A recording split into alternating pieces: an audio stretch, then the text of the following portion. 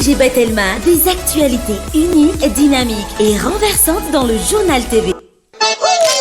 Smack, smack, un petit fromager. Smack, laiko frita fatsiro, sady foana ihinana azy. Sokobis, gasika tsara. Fianam-bidy hatramin'ny 10 isanjato manerana ny magazay Batimax rehetra ary 10 isanjato be izao kosa ho an'ny rayon carrelage sanitaire luminaire. Tandremo tara sao disanjara. Batimax, la qualité au meilleur prix. Vous présente Ny vaovao.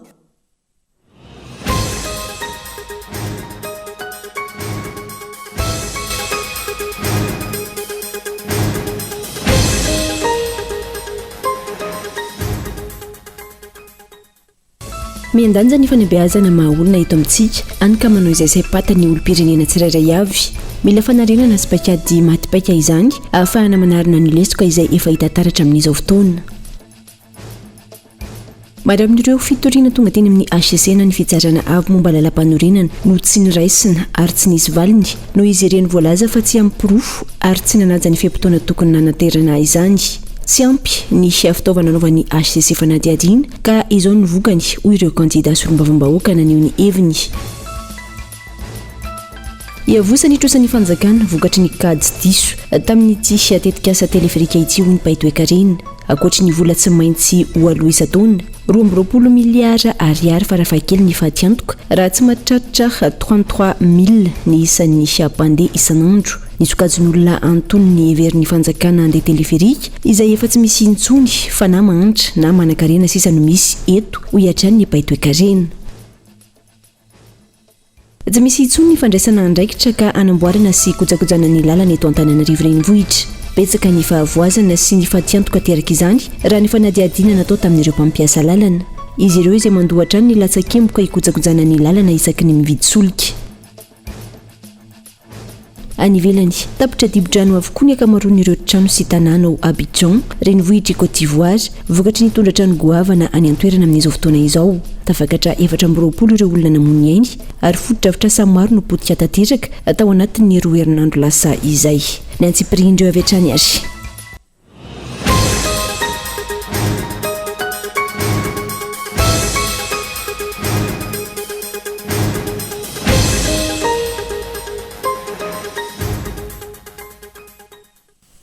Alaka misy fa 17 ny volana Jona taona 2024 faly tafahoana amin'ny andray ny tenako tombo klasy tombovavy ato anatin'izao fampahalalam-baovao izao haterina ny araba ary manasana ampanajana anjo izany hatramin'ny farany anomboantsika ny fotoana avy hatrany miandanja ny fanabeazana maha olona eto amintsika any ka manao izay saim-patany olo-pirenena tsirairay avy.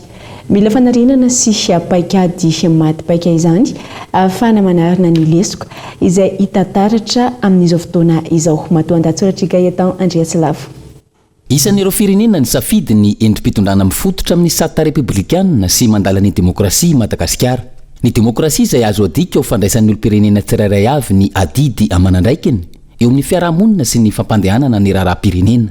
Fotoana ilain'izany izao fotoana misy antsika ankehitriny izao. Antony voalohany, miandanja na very mihitsy aza ny demokrasia. Tompona andraikitra amin'izany ny olo-pirenena ary tokony halala izay andraikitra ananan'izay. Miankina amin'ny fahafantarana ny zo sy ny adidy, ananany tsirairay, ny fahazoana manatanteraka eo andraikitra, sahany ny isam-batan'olona io. Antony faharoa, very ny asy ny fanabeazana maha olona eto amintsika ka miteraka fahaverezakasina sy mampiandanja ny fiamboniana. Vaomaly, tsy nisy tsy nitaraina, na ny tanotena, gaga sy talanjona, raha naheno ny firedonana n'ilay ira-pirenena tao amin'ny kianja ny Barea nandritra ny fety fankalazana ny 420 taona ny iverenan'ny fahaleovantena. Porofo manambara fa efa miariary tsy takona fenina intsony, miandanja ny fanajana sy ny fanandratana ao ambony ny voninahim-pirenena. Tsy mahagaga raha izany no endrika sy sary raisin'ny mpiray-tanindrazana ka manamaivana ny asy ny fananganan-tsaina. Ny fananganan-tsaina dia tsy inona fa fanamafisana ny mahazava-dehibe ny fitiavan-tanindrazana sy fanehoana ny ampo-pirenena. Mariky ny maha-firenena ny Madagasikara ny sainam-pirenena ary mampahatsiahy ihany koa ny soatoavina mampiray antsika ny fananganan-tsaina. Ho mariky izay fanajana izay no antony anesorana ny satroka ary mifantoka tsara ny saina rehefa manangan-tsaina. Mahitsy manaraka ny vatana ny tanana, tsy mitazona zavatra, mijoro mahitsy ary akatona ny tongotra. Manao jery atrika ary tsy mihetsiketsika ary indrindra tokony mihira mafy. Tsy izany ntsony no hita eto amintsika ankehitriny raha misy fananganan-tsaina. Izany hoe miendanja io fanajana ny sainam-pirenena io. Ny tao mahajanga aza ny taraina ny tompona ndraiky mpanjakana fa tsy mbola nisy matso kitoto tahaka ny omaly tao an-toerana. Very tanteraka ny fanabeazana olom-pirenena ka tsy fantatry ny ankizy sy ny tanora intsony ireo fihetsika tokony atao mandritra izany matso izany. Olana ara-panabeazana no anton'izany. Tsy nisy intsony ireo fanilo miampita manome fahaizana sy fahalalana ary koa fitondran-tena mendrika ireo zaza malagasy. Tsy hita taratra intsony ny vokatry ny fanabeazana olom-pirenena ka hamantarana sy hitandrona ireo fihetsika kely indrindra nefa manandanja tokony ho tandrovana. Tsy eo amin'ny sehatry ny fiandrianam-pirenena ihany. Tsikaritra ny anivon'ny fiarahamonina amin'izao fotoana izao izay tsy fahampiny ny fanabeazana mahaolona amin'ny ankizy sy ny tanora izay. Tsy hita intsony ny fanaovana azafady, ny fisaorana, ny fangatahan-dalana, ny fiarabana sy ny fanaovam-beloma, ny fanajana ny olon-dehibe, ny fanampiana ny zoky, ny fanajana ireo ray aman-dreny sy ny sisa. Manana didy sy andraikitra hanova izany isika ary manana didy sy andraikitra amin'izany ihany koa ny mpitondra fanjakana amin'ny alalan'ny fametrahana fandarana asa matipaika anarenana ny lesoka ary ny tena goavana tokony hijoro fitaratra afaka voalaina tahaka. Iverenantsika ny mahakasika izay fitaizana ny mahaolona izay rehefa avy eo fa vaovao nisongadina androany maro tamin'ireo fitoriana tonga teny amin'ny HCC na ny fitsarana avo momba lalam-panorinana no tsy noraisina ary tsy nisy valiny no izy ireny voalaza fa tsy ampy ny pirofo ary tsy manana fepotona tokony tsy nanaja ny fepotona tokony nanaterana izany. Tsy ampy ny fitaovana anaovan'ny HCC fanadihadiana ka izao ny vokany hoy ireo kandida solombavam-bahoaka naneho ny heviny ny alarana efson. Misy 7 sy 10 ny fitoriana voaray teo anivony fitsarana avo momba ny lalam-pandrenana nanomboka ny 17 Mey hatramin'ny 10 Jona lasa teo raha ny fanazavana. Raha ny nambaran'ireo kandida nanatrika ny fanambarana ny famoahana ny vokatra ofisialy raikitra tamin'ny fifidianana solombavam-bahoaka nataon'ny HCC androany teny Amboda. Sy ampy ny fitaovana eo ampelatana ny HCC anaovana fanadihadiana sy ijerevana mazava ny fizotra ny fifidianana hoy ireo kandida solombavam-bahoaka ka rariny raha tsy voavaly avokoa ireo fitoriana ahafahana natao safibe mantsina avokoa. Mara dia hoe tsapa fa tsy ampy ny ataoko hoe moyen opelatana nareo rafitra mikarakara fifidianana ahafahany tena manadiady ary mahita ny tena fizotra ny zany fifidianana hatrany fotony tany dia tsy afaka moa izy mazava azy arak'izay le hoe tsy fahampiny zay raha tsy jery afa-tsy ny isan'ireo le fitoriana ihany fotsiny sy karazana reo ketina tao dia mampametra-pahanotaniana hoe fomba ahoana ary moa no avy tany mandinika tota-taratasy amin'arivony fa asa so ihany ve ho andrareo mety nisy ny tsy nahafen'ny fepetra na fahanana andray andreny fitoriana reny fa raha zavatra tsapa dia hoe tsy ampy zay le tena eniko hoe moyen opelatanany ahafahany tena mandinika amin'ny atsipriany mba ho tena hoe tena le taratra le tena le aradrariny no mivoaka ao anatin'izany voka-pifidianana zany. Nandritra ny fifidianana solombavam-bahoaka ihany koa fa ny firaisamonim-pirenena no sady mpanaramaso ny fifidianana safidy saingy tsy noraisiny teo anivony HCC izany. Valiteny feno mahakasika an'ilay fitoriana nataonay izay satria mbola tsy ompelatananay ilay dossier feno zany dia mbola tsy afaka azonay ilay zavatra hoe ina le anton'le hoe tsy nandraisana fa ny afaka tenenina fotsiny hoe niaraka na entsika eto hoe nisy famaritana izay tao anatin'ilay fitsarana androany vao navoaka iny zany anankiray hoe tsara homariana eritreretina hoe amin'ny hoavy reny zatra tokony efa fantatra mialoha fa tsy hoe mandritra ny fitaom-pitsarana zany voavoakantsika fa mahakasika ny fitorinay averiko indreo mandeha hoe rehefa tonga fotoana satria izay tsy maintsy anao tatitra feno satria efa mivoaka daholo amin'izay zany zao ny voka-pifidianana ofisialy dia anao tatitra feno indray izay dia isan'ny fiananana kandida lany tamin'ny fifidianana solombavam-bahoaka teo ihany koa ny teo anivony kolektif an'ny malagasy nambaran'ny solombavam-bahoaka voafidy fa mitohy hatrany amin'ny antenimera-pirenena ny tolona amin'ny fanavotana ny Madagasikara. Zany solotenan'ny kolektif mazava be moa ny kolektif fiarovana ny tany tandalana, fiarovana ny zavatra rehetra zay tokony androso amin'ny tokony izy, fiadivana amin'ny tsirariny, fiadivana amin'ny fanaparam-pahefana amin'ny tsy fanajana lalàna zay ataony olona rehetra, indrindrandrindra moa zany fitondrana dia tsy miova amin'izay zavatra zay ny ligne zay entina ao anivon'ny antenimera-pirenena ary zay ihany koa ny andrasan'ny vahoaka malagasy hitanareo moa reny valim-pifidianana reny a mbola misy zavatra somadibatika ndraindray zay tokony ohatra zao sombavamboaka ny vondrozo hita zao fa izy ny tokony ho lany dia lasa izy dray tsy lany nefa izy zavatra tsy miankina miaraka amintsika dia lasa tsy lany ndray izy. Donc zany a mbola tohizana ny fiadivana satria lalana io lava kanefa ny a tsy makivy ary minonanareo fa tsy maintsy misy zavatra io veto Madagasikara minonanareo. Efa ireny ny vokatra ofisialy navoaka ny fitsarana avy momba ny lalam-pandroenana hoy ny solombavam-bahoaka voafito tao Faratsio nambarany hafa mijoro amin'ny hamarina hatrany ny tenany. Hoe ny fifidianana ny eo asa ohatrany hoe manala fanadinana io hoe ohatrany ady rehetra io misy mandresy misy ndresy ary zay le toetsaina zay zany toetsaina hoe rehefa tena demokratika ianao dia hoe tena mandala an'izay hoe zay misy ndresy zay dia tokony manaja amin'izay faharesena zay nano fiatsetsehana ary ianao any marina foana ary zay fahamarinana zay nentina ny sorona be lehibe na mpikarakara ny fifidianana hatrany amin'ny ratsamangaiky farany ambany indrindra ka hatraty-anivon'ny fitsarana avy molalapandroenana namoaka an'izany vokatra zany fa zay ny marina zany ny hitany fa marina dia nananehonina nisy ary mety ho fiatsetsehana tao anatin'izany hoe tsy fanekena ny fitorinana ataon'ireo kandida mpifaninana fa dia efa hoe tsy mpifahavalo zay fa faninana ihany mijanona hatreo zay fa hoe nytanindrazana nyjerevana ary zay toetsaina zay ny tokony hoentina navotana n'le firenena ka zay no anisany anankiray tena atsindrina hoe tsy raha ipiverina foana ao anatin'izay ady la politika zay dia taraiketotsika fa ndeo ibanjina hoe ho any amin'le firenena satria sahirana ny vahoaka mila solombavam-bahoaka mba hiadiny zany tombotsoa amin'ny vahoaka zany.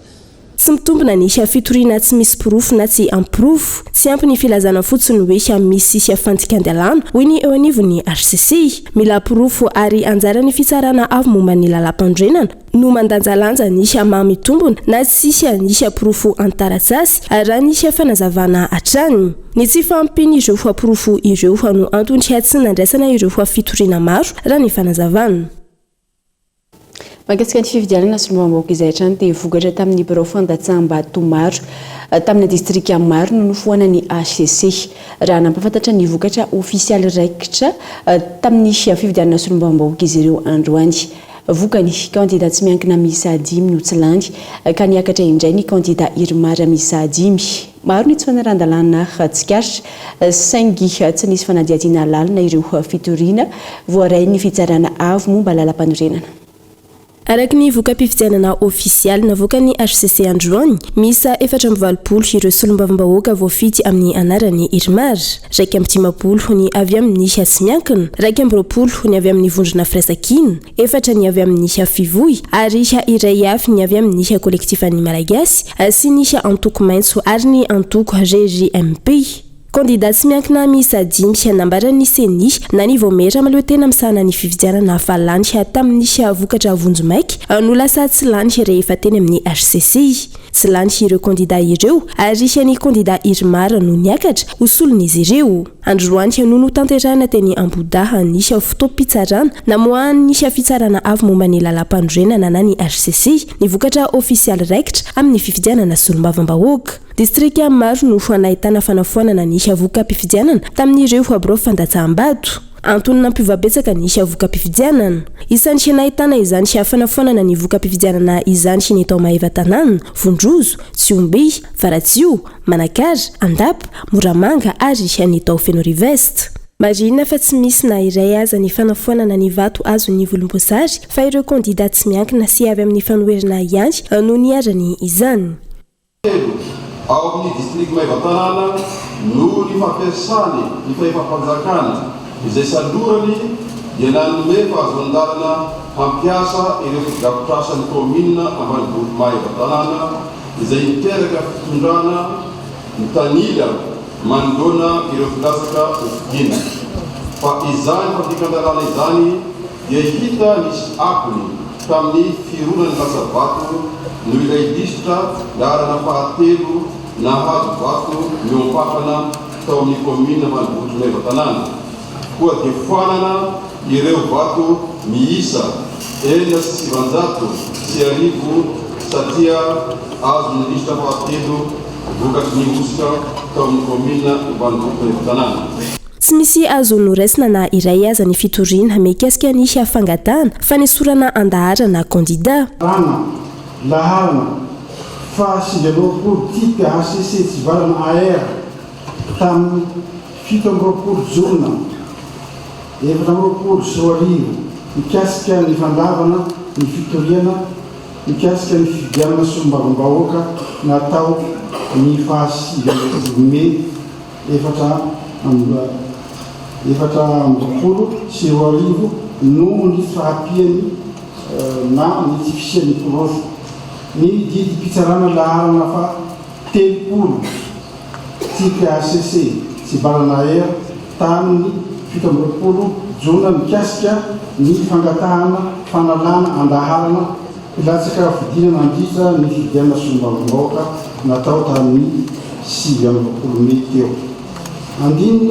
Misy 5 amin'zato araka izany ny isan'ireo solombavambahoaka andrafitra indray ny anteny meram-pirenena mandritra ny 5 taona manaraka. Taoriny ny fiavoaka am-pifidianana ofisialy samy ny lokaloka fa itsinso ny fiavahoaka izy ireo ho voatazona ave izany toko sy fampanantenana izany.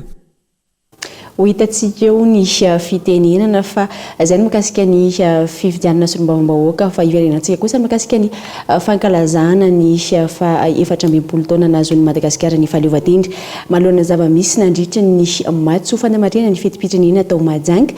dia tsikaritra fa tozaro lasaky totono nanaovan'ireo mpandray anjara sasany tamin'izany ny maraina teo dia nisy ny fivoriana hoentina anarenana izany izay notariany gouverneura ny faritra Boeny Anjarobera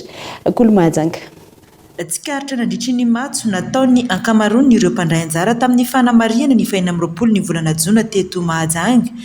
fa toa misy amin'ireo mpandray anjara manao kitoto ny fanaovana ny matso. Misy amin'izy ireo toa olona mandeha bazary, misy ihany koa amin'ireo mpianatra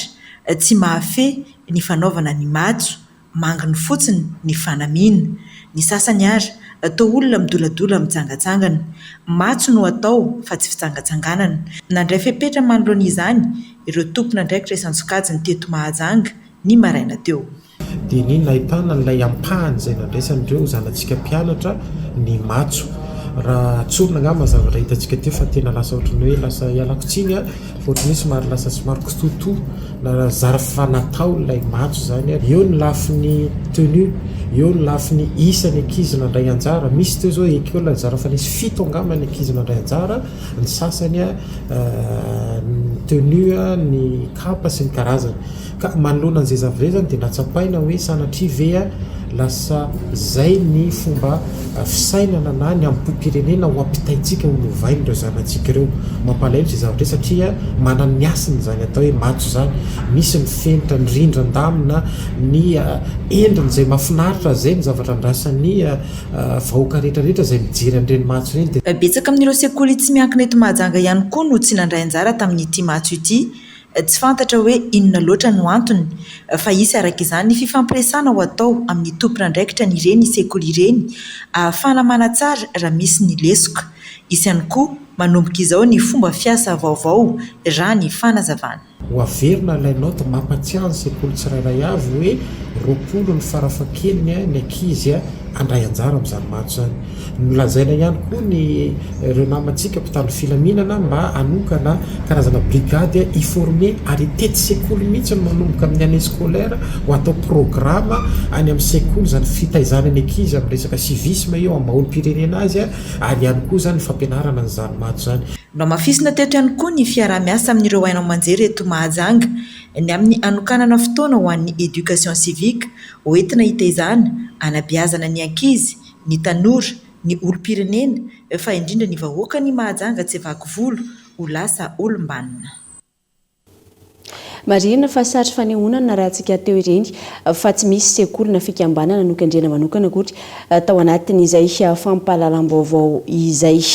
Anoizantsika ny vaovao dia hiavosa ny trosan'ny fanjakana malagasy vokatry ny kajy diso tamin'ity tetikasa teleferika ity hoy ireo mpahay toe-karena ankoatry ny vola tsy maintsy 8 isa-taona 20 miliara ariary farafakely ny fantiantoka raha tsy mahatratra 33 000 ny isan'ireo mpandeha isan'andro ny sokajiny olona aton'ny heverin'ny fanjakana andeha teleferika izay efa tsy misy intsony fa na mahantra na manan-karena sisa no misy eto hoy hatrany ireo mpahay toe-karena. Ireo sokajin'olona antoniny na ireo klasy moyenne no eritreretin'ny fitondram-panjakana anana ilay 3 ariary isan'andro ka afaka hitaingana ilay teleférika araka ny nambara ny andrajoelona nandritra ny fanandramana ity fitaterana vaovao ity ny zoma raiky amin'ny 20 jona teo. Sokajon'olona antony ny eto Madagasikara izay raha ny famaritana sy ny kady tsotsotra nentiny mpahitiokarena mikarama eo amin'ny 3 hatramin'ny 4 tapitrisa ariary isam-bolana eo raha ny vidim-piainana ankehitriny no jerena. Raha faritana tsotsotra zany dia voalohany aloha zany ireo klasy ataontsika hoe moyenne dia ireo olona izay manana fidiram-bola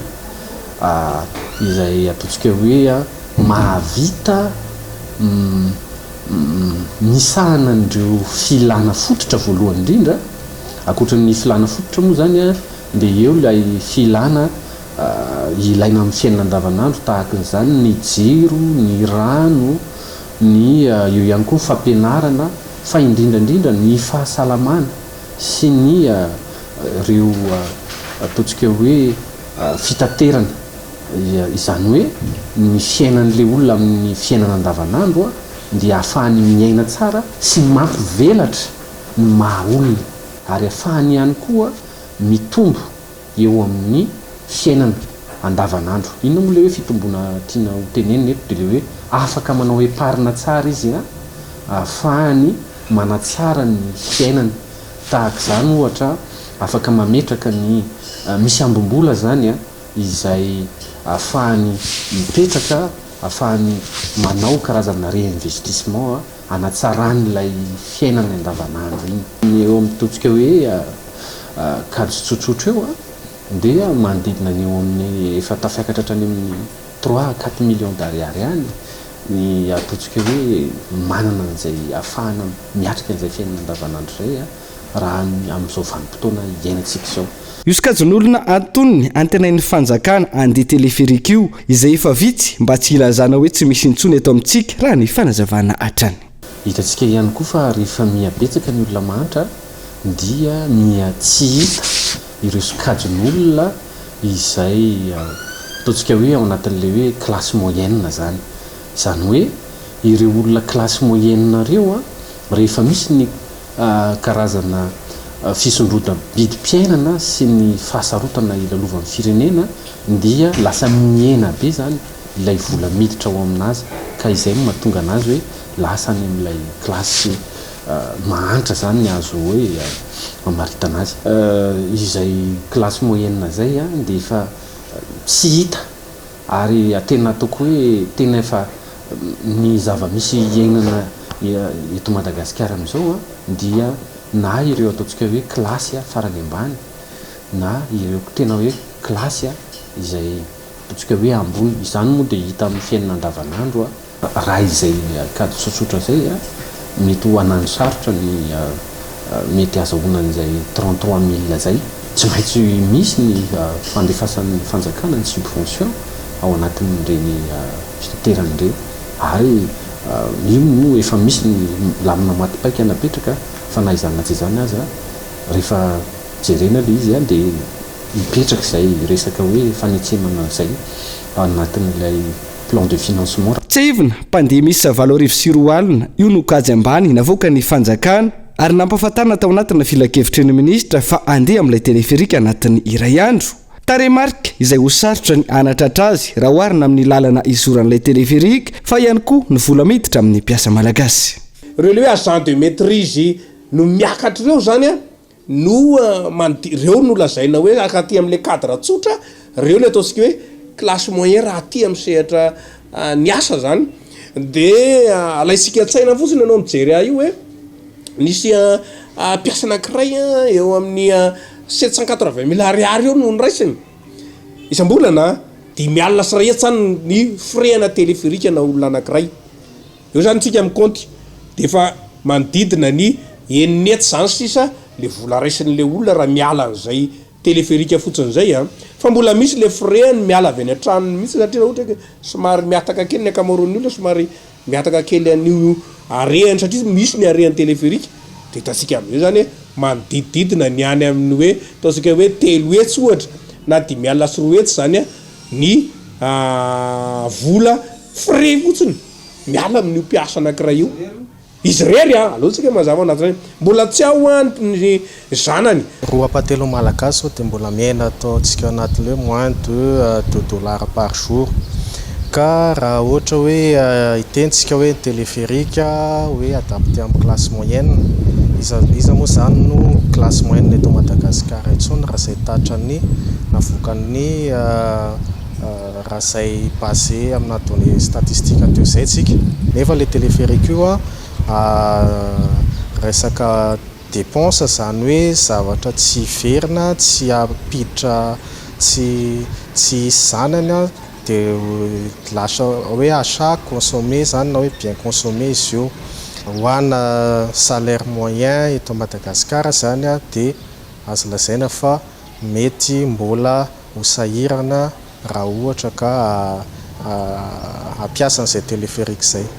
Araka izany anatevina ny trosa efa miavosa amin'ny firenena malagasy ity téléphérique ity noho ny sarandalana tsy ho takatra ny fahefa-mividiny sarapapim-bahoaka. Mpandeha amanarivony aza mety tsy ho tratra ny isany anatin'ny iray andro nefa 7 alina hatramin'ny 7 alina no finainy ny mpitondra fanjakana. Raha ny business plan ny tetikasa ity no iangaina anaovana ny kajy ka raisina hoe ahatratra 3 alina raha ny moyenne isan'andro ny mpandeha mbola tsy ahatratra ny vola tokony averina isan-taona ihany ny fanjakana. Io mpandeha misy 3 alina io izay azahoana 7.70 tapitrisa ariary isan'andro. Izany hoe manodidina ny 4.30 miliara ariary isan-taona nefa ny vola mila averina 8.50 miliara ariary. Izany hoe misy elanelana 2.20 miliara ariary isan-taona tsy maintsy ala amin'ny kitapom-bola mpanjakana indray. Io kajy io raha ny fanjakana malagasy no hitantana ity téléphérique ity. Eto nefa orinasa tsy miankina no nantsony fanjakana hitantana izany. Orinasa tsy miankina izay tsy maintsy hitady ny tombony ho azy fa tsy anao asa soa akory no atongavana eto amintsika. Ny masokarena ny orinasa izay tafiditra anatin'izany ny karaman'ireo mpiasa, ny fikojakojana ireo fitaovana fa indrindra ny herinaratra ampihodinana ireo kabinina. Araka izany 2.20 miliara ariary farafahakeliny no mety ho fatiantoka amin'ity tetikasa tsy voahevitra ity. Eo no hitakinany mangarahara satria ny vahoaka malagasy no andoha izany. Ny voalohany indrindra aloha dia eo amin'ny hoe ny vola izay ampiasain'ny fanjakana amin'ny famerenana ny trosa ao anatin'io. Izany zany dia tokony ho hita taratra ao anaty loi de finance ary tokony ho hita taratra ao ary ny tokony hisy ny rapport isan-taona. Dia eo ihany koa ny fijerevana manokana ny ataontsika hoe fanomezana totam-baovao matetika ny vahoaka malagasy satria ny volan'ny vahoaka malagasy no miasa ao anatin'izy ireny. Izany hoe ny fisina mangarahara eo amin'ny fitantanana ny tena zava-dehibe raha ho an'ny olom-pirenena indrindra ny fomba fandoavana ny trosa io sy ny pitsopitsony amin'ny fifanarahana. Zay ngambany anisan'ny teboka faharoa zay hoe pitsopitsony amin'ny fifanarahana izay hita ao anatin'le satria hatreto aloha mbola tsy mivoaka zay satria na le orinasa hitantana azy aloha mbola tsy fantatra hoe ohatrany ahoana iza ahoana ny détail na ny pitsopitsony amin'ny fomba fantanterahana ny fitantanana n'ilay orinasa.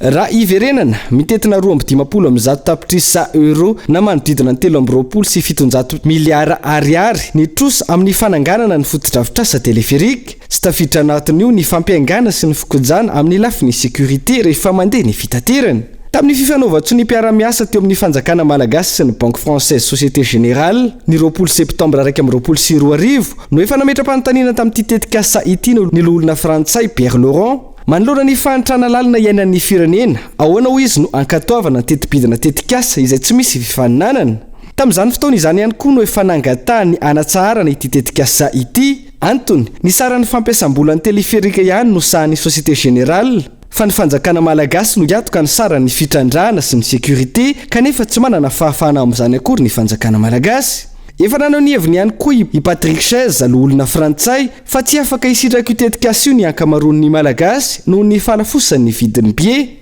izay midika ihany koa fa tsy ahava ny olona ny fifamoivoizana. Fanampin'izay ho izy vesatra ho an'ny taranaka mampary io tetikasa io ka nanomponina ny amin'ny faritra tsy misitraka ny tetikasa aza ho vesara ny trosa mivantana avokoa. Tranga izay anamafina tsy fitoviana ara-tsosialy efa misy eto Madagasikara. Araka ny fanohikevitry ny Pahitoekarena androany mety tsy ho tratra ny isan'ny mpandeha amin'ity téléphérique ity na hoentina isan'andro na anatin'ny iray volana ny kajy ka ho raharaha no miandry ny fanjakana malagasy. ny orinasa izay antoka ny fampandehanana sy ny fampiodinana izany etsy an-danina tsy hanao asa soa no atongavana eto amintsika fa hitady ny tombony ho azy ihany koa ahafahany miroborobo sy mivelatra vokany ny fanjakana malagasy no miditra anatin'ny fatiantoka lalina ny trosa amin'ity tetikasa ity izay tsy ny fitondrana rajoelina ihany no anefa azy fa ny fitondrana andimby ihany koa ny trosa iavosa ny malagasy andoalika hatrany satria tsy ho voajery hatrany ny sehitry ny fampianarana ho tavela eo ny fahasalamam-bahoaka miaritra ihany koa aloha ny mpampiasa lalana fa ny fanjakana malagasy tsy maintsy amerina ny volany trosaina sy andony karaman'ilay orinasa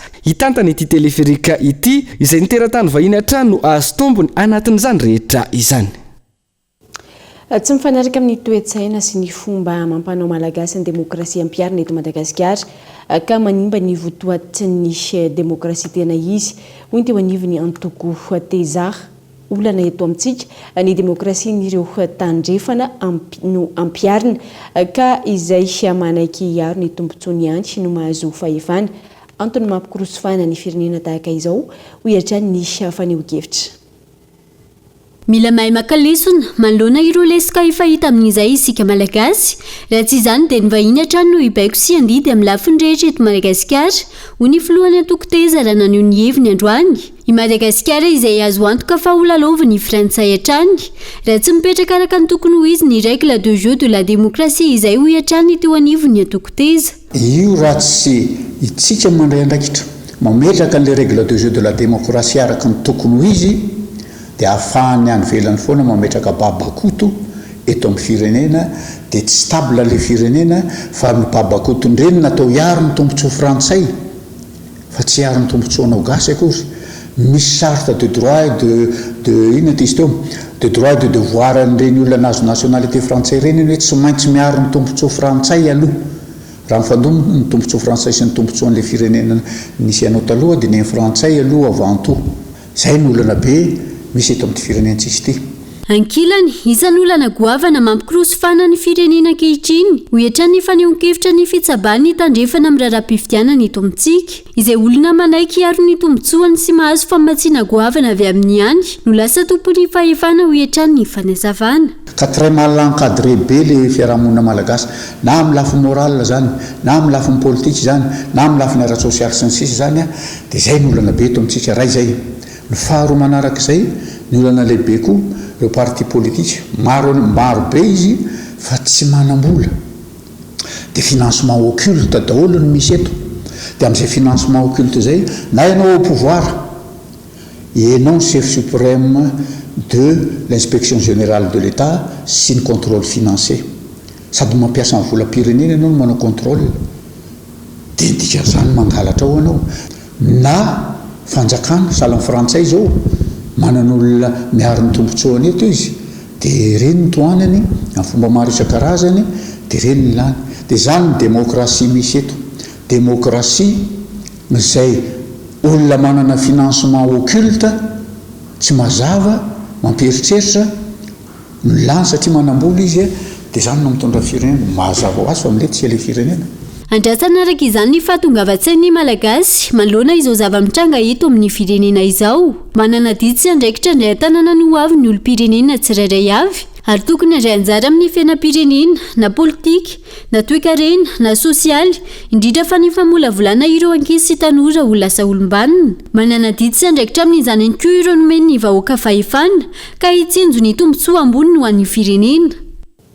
Izay ny tapany voalohany fampahalalam-baovao rin'ireto dokam-barotra ireto ny tapany faharoa.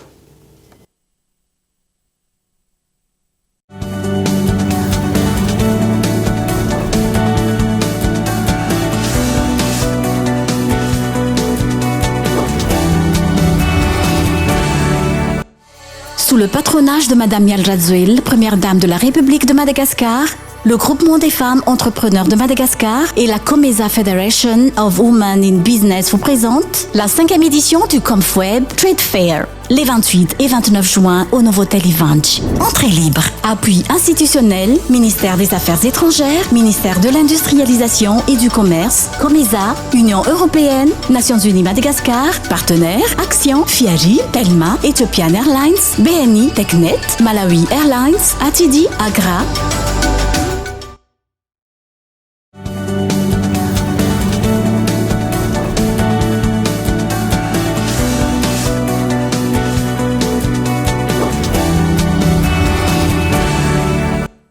rahaba tonga soindray ato anatin'ny tapanifaharoa ny fampahalalam-baovao efa orotaona izao no niotsaka ny sombony amin'ny arabe midina avy ny faravohitra miazo anatan'andro anton'izany ny fahavakisany fantsona lehibe ny jirama atao ambanin'ny arabe rarivato ka nitarika ny fiotsahan'ny lalana mitera-doza ho an'ny tokantrano mifanandrify amin'ny ity fiotsahana ity manao antso amin'ny antanatohatra isa tokony ny fianakaviana monina ny antoerana sa ifaniliany eo anivony commune Antananarivo renivohitra sy ny eo anivony Jirama ny fanamboarana ankehitriny fanadihadiny fitiny kolona. Efa intelo zao no niotsaka ity arabe rarivato midina avy any Faravohitra mankany Antaninandro niotsaka any amin'ity tokantrano iray ny tany sy ny arabe. Ny antombohan'izany tamin'ny roa taona lasa raha ny fanazavany ny fahavakisany fantsonjirama tao amban'ny arabe no nitarika ny fahasimbany ho malialina no nisy ny fiotsahana farany raha ny fanazavan'ny ponina eny an-toerana trany. Karazana teteovaky dia izay no nitombohan'ilay izy roa taona lasa izay no nianjeran'ilay voalohany ry dia mbola tsy nany reto dia asa afaka firy volana teo nandeha indray ty ilany ity dia nakahuisie mihitsy le zany no constaté an'ity ka am'izay sy le huisie teto niinjery am'izay ty anankiray ty tonga dia nirodana so fa hoe tsy nidina teto le huisie mana ndo itikitiny eto alo eto ihany ka dia nirodana io dia tetsy nisy rano mipririta be voalohany zay natonga an'io dia rery moa dia le rano Jirama ty tena le teo be le vonamboarina zany satria tena rano be tena haute pression mihitsy ny teo le tetsy. Anaovan'ireo fianakaviana antsoava ankehitriny ity tranga ity io arabe io izay lalana iombonana andro amanalina amin'ny rehetra ka loza mety atao an'ny fianakaviana tao anatin'izay roa taona izay ifanilian'ny eo anivon'ny commune Antananarivo sy ny Jirama izay vaky fantsona ny fanamboarana raha ny fanazavana hatrany. Dia tsy hay moa fa dia manontany hoe ahoana ty jerenge leto izy dia anjaran'ny commune hono io dia ny commune hoe ny rano Jirama natonga an'io dia izao le izy izao dia tsy fantatra mihitsy hoe inona ho izy ahitato nandray andraikitra an'io dia hitanao ary ity izao fa nitady anjery ty poto toy dia mifatorana dia ty varavarana ity tsy azo ampiasaina aloha fa iry no ampiasaina satria nitady anjery any dia mifatorana amin'ity tongo tavarangany ity dia tsy haiko moa fa dia zao fahasimbana dia eny ambony vato mandera ho ary amin'ny bassin ary ambadisany bassin dia fa any zany feno tanina sorona teto neto mbola tsy vita dia indray mirodana indray ty maleriva indray nirodana dia tsy fantatra tsony raha andeha indray koa ny tambora iny tamin'ilay voalohany izay nandeha andraikitra firy million lany tamin'io. Hita tena toerana androany maraina ireo mpiasa eo anivon'ny Jirama saingy lasa avy hatrany raha nahita ireo mpanao gazety tsy nisy afa-tsy ny fanatsarana ny rano miboboka avy amin'ny fantsona vaky no azon'izy ireo natao raha nitatitra hatrany ahina iamafy hatrany fiotsahana raha tsy misy ny fandraisana fapetra ireto fianakaviana ireto izay efa niantoka ny lany rehetra isorohana amin'ny fahasimban'ny trano fonenany. Mifandraika amin'izay tsy misy intsony fandraisana andraikitra ka anamboarana sy kotsakojana ny lalana eto Antananarivo renivohitra betsaka nefa ny fahavoazana sy ny fatiantoka ateraka izany raha ny fanadihadiana natao tamin'ireo mpampiasa lalana izy ireo izay mandohatra ny latsakemboka fikojakojana ny lalana isaky ny mividy solika. Potika sy feno lavadavaka ny lalana eto Antananarivo renivohitra tsy misy fanamboarana tsy misy fikojakojana mitaraina vokatr'izay ireo mpampiasa lalana izay mandoha vola ho an'ny fikojakojana sy fanamboarana ny lalana isaky ny mividy solika io vola io izay alohan'ny mpanjifa any amin'ny fanjakana amin'ny alalan'ny fond routier saingy tsy ampiasaina araka ny tokony ho izy ny eto Akadivato ohatra mandavataona ny fisian'ny rano amin'ny arabe no ny fahatsetsehman'ny tatatra. Ny tena marina aloha dia tena izay mihitsy ary le izy efa ela no niseho fa tsy hoe vo izao efa mahataonana dia tsy izy fanamboarana fa juste hoe sikosikirin-dralahy amin'ilay manivelona kely reny fotsiny le tatatra dia ndray andro any dia miverina dia io zao eto aminay io zao efa taloha be andro tamin'ity juin ty noga teo jusqu'à zao mbola tsy isy fanamboarana mihitsy fa le sikosokirina kely reny fotsiny dia zao dia io arabe potika potika tanteraka mihitsy izy le rano tonga de raha navany rano maloto rano maloto avany ambony any avany amin'ny WC zany avany amin'ny pizarre reny fahalako satria amin'le dalina zany misy dalina iny de tsy etsina le dalina de raha navany ambony any io a de mitsororika de aty aminay ivo de aty daholo mivoaka. Io fanamboarana lalana io zany resaka entretien lalana tokony périodique avant ny fahavagatra dia après ny fahavagatra raha ny tena marina voalohany zay faharoa ny curage-na évacuation na rano maloto satria be da be ihany koa le tavoahangy plastique sachet plastique tsy ampy tsony ny fanadiovana ny tatatra amin'ny ankapobeny ak any fobe ny tatatra mihitsy atsany amin'ilay tatatra ny andravoangy andretany sy rehetrarehetra iny dia lasa mitoy makaty akoatran'izay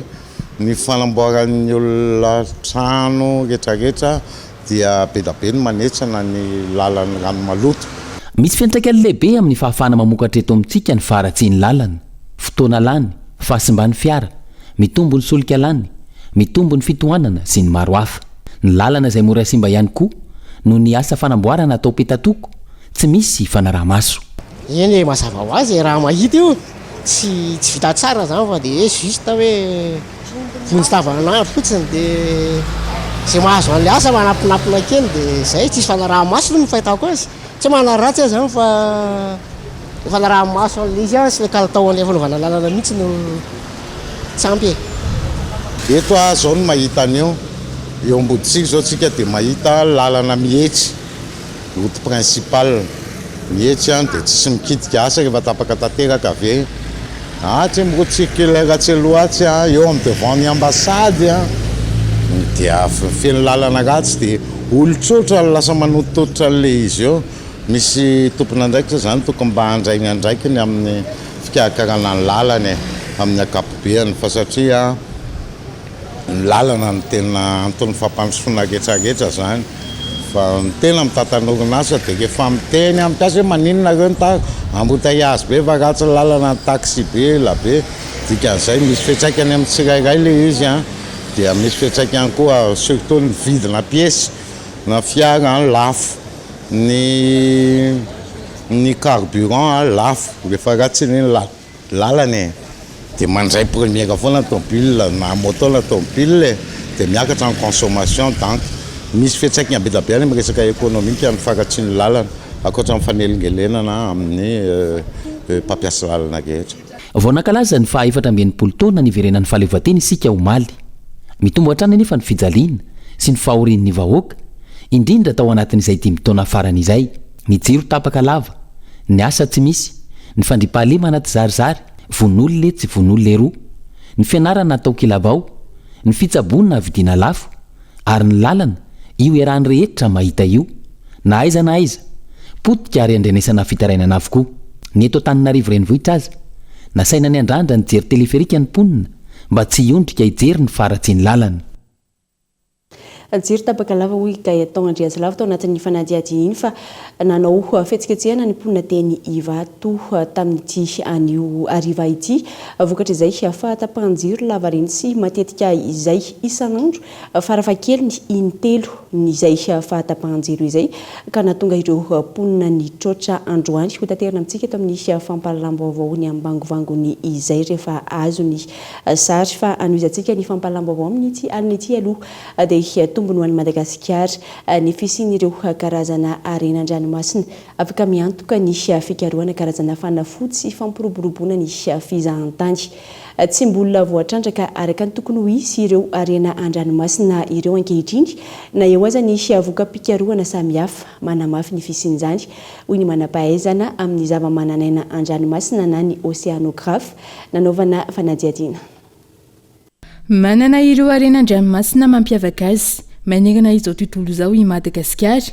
ankoatra ny fitrandrana mahazatra amin'ny resaka jono misy amin'ireo arenan-kibon-dranomasina no afaka miantoka amin'ny fampiroboroboana ny toe-karena malagasy raha ireo voka-pikarohana samihafa misy amin'ireo arenan-dranomasina ireo no afaka anaovana fanafody ho tombontsoany malagasy raha ny fanazavany manam-pahaizana. Raha amin'ny resaka fitrandrahana zany dia misy karazana fitrandrahana maro samihafa zay manahirana ny tena hoe mandanjalanja dia mbola misy karazana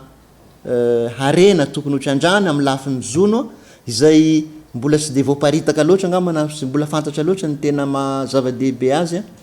de mbola tokony hotrandrana be dehibe fa koatran'izay de misy ny fitrandrahana hafa ndray ohatra zao ny fanaovana fanafody anaty ranomasina ao anaty ranomasina zany de misy karazana biby maro misy ny atao hoe éponge marine ohatra misy ny atao hoe acidi zay hatram'izao mbola sy de hita loatra ny tena anarany amin'ny teny gasy